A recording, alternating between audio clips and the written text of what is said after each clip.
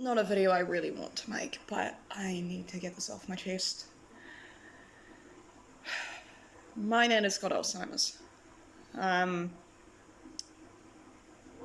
Not fully confirmed yet, but for me, the last couple of months I've gone to see her, it's been fucking obvious. And for those of you who aren't aware, I used to live with my nana 24/7, so I knew, probably more than anybody, what was going on. I'm just glad that it's now being taken seriously. That's a nice feeling, to know that they're gonna actually take it seriously and do what they can for her. She's nearly 90, she's 90 years old, for goodness sake. She's had a bloody good run. But when she's lucid, she's absolutely incredible. She's smart, she's witty, always encouraging me with artwork, because her mum was an artist, so ironically that might be one of the reasons I have the talent I do. I mean, I worked on it, but when you get to go to that house nearly every day after school, and you get to see those paintings and go, my great nana did those. And then realising after living there for over a year that those plates that you used to admire were painted by her as well, and you're like, wow, I could do that. So I did. And I am. But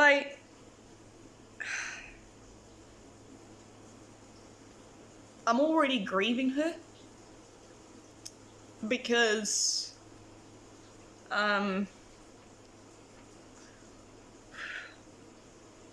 she's slowly losing who she is. To be honest, the minute she started going funny and started calling me in tears, begging to come live with me, I knew something was seriously wrong. Right.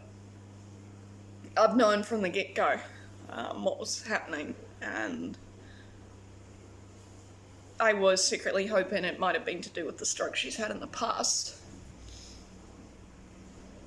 But it wasn't. And I'm doing my best not to break down over it. I am crying, I know you can't see it, but I fucking am. I'm trying very hard not to bawl my eyes out.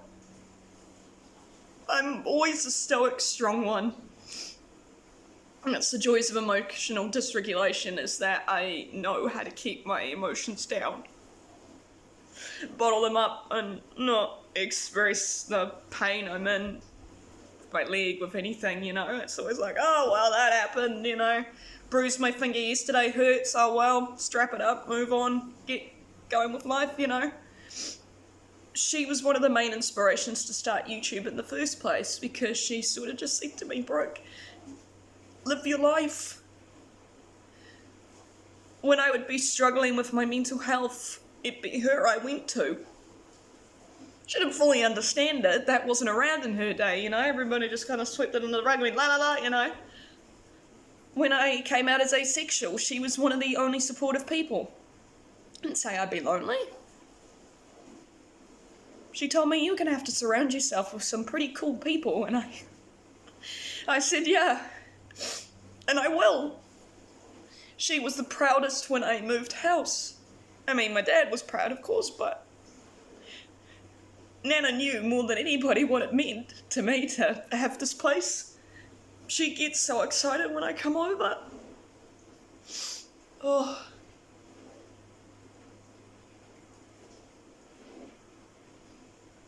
And I'm gonna start making the effort to go over more, just, you know, gas is expensive these days and I'm a V6. But I want to make sure I'm there for her. It actually sounds like the whole fam wants to be there for her, so I'm really grateful that it's not going to be all on my shoulders and my sister's. She's got kids, you know, she doesn't need to be dealing with that. She doesn't deserve to be dealing with that. I know, I don't really deserve to be dealing with that either, but she's the person who I've been closest to my whole life. She never saw me as... I mean, she saw me as different, but she raised me on heights, not told me I was a freak. Yes, some of her expectations came with strings, and that was, and is still very hard. But I think that's why I loved her so much. Because she never, touch me, come here. Because she's never ever let me forget that even though I'm different, it doesn't mean I'm not anything, special. She's always seen me as special. When I first started drawing, she was the one building me up, going, oh, keep going, Oh, they're not that good yet, but they will be. And I went, no, they're not, never going to be as good as, your mum. And she went, oh, I beg to differ. She wasn't wrong. I mean, I don't paint physically because I'm this guy. It wouldn't be fair, would it? No, and that's what the iPad's for. She encouraged me with horses. When I broke my leg, she didn't go, oh, please don't do it again. She knew I was going to. Smart woman, she knew full well I was going to get back up and do it. When everything turned sour with the flat situation, which I've let go, even though I'll never get my computer back. Probably. She was there for me, She loved Dutchie like he was her own, and she didn't like cats until she met this cutie. Whee, he loved you. He went from not being allowed inside to being allowed inside 24/7, and she loved him, and treated him for fleas, even though, bless him, he was going down to the reserve, so I got covered in them. Yeah, but we treated him and it was all okay and whatnot. So, knowing but not knowing, hard. Especially because I've gone through it before with my dad's mum. But I didn't, I was too young. I was about 7 or 8, I think, when she got it, and she was worse than Nana.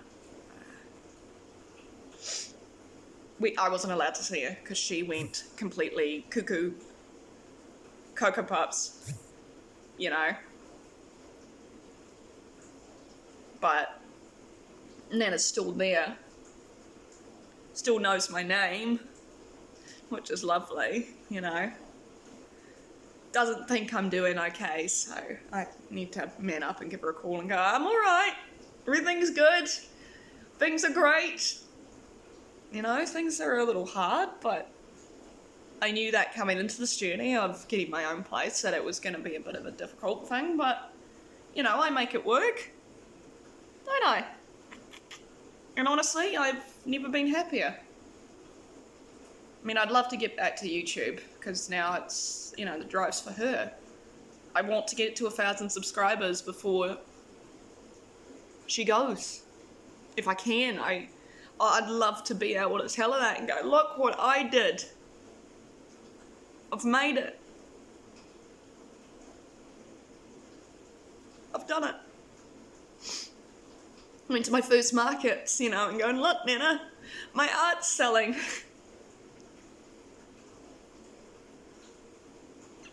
That would be wonderful.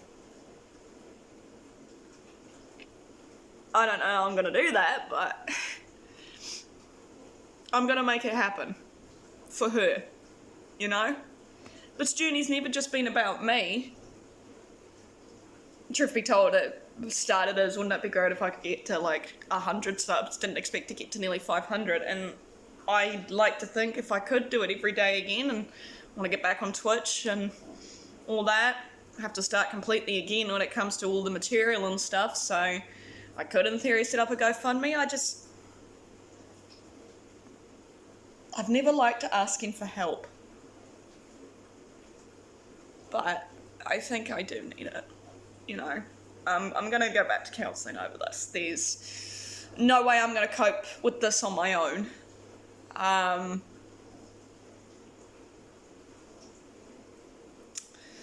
But that's okay. There's nothing wrong with seeking help and grieving someone while they're still here. I've learned that the hard way. There's nothing wrong with that.